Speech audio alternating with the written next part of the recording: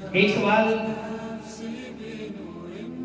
یہ کیا گیا کہ کیا نبی پاک صلی اللہ علیہ وسلم کے دور میں کوئی اس طرح کا واقعہ ہوا ہے کہ جس میں دنیا کا وقت تھم گیا ہو،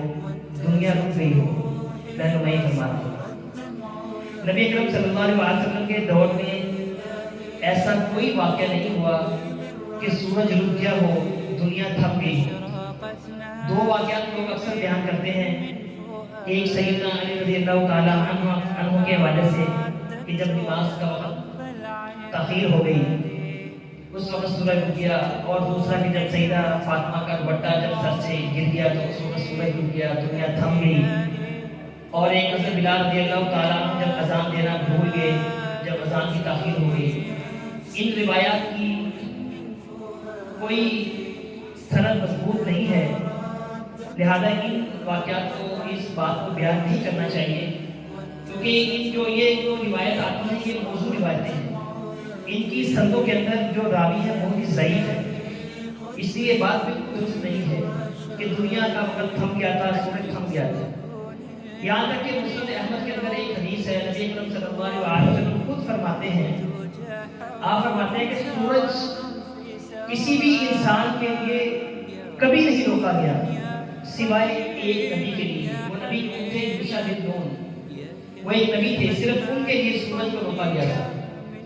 یہ مسند احمد کی حدیث ہے، وہ صحیح حدیث ہے۔ آپ صلی اللہ علیہ وسلم فرماتے ہیں جب وہ بیت المقدس کی طرف جہاد کی غرض سے جب وہ کوچ کر رہے تھے اور جب وہ اریحہ کے مقام پر پہنچے، عصر کا وقت ہو گیا اور انہوں نے بیت المقدس کو فتح کرنا تھا۔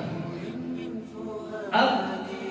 جب انہوں نے وہاں پر پہنچنا تھا اس وقت تک مغرب کا وقت ہو جانا تھا، پھر جہاد نہیں ہونا تھا، لڑائی نہیں ہو سکتی تھی اور یہ فتح درمیان میں ہی رہ جاتی تھی۔ تو یوشع بن نون جو کہ موسیٰ علیہ السلام کے بعد آئے تھے،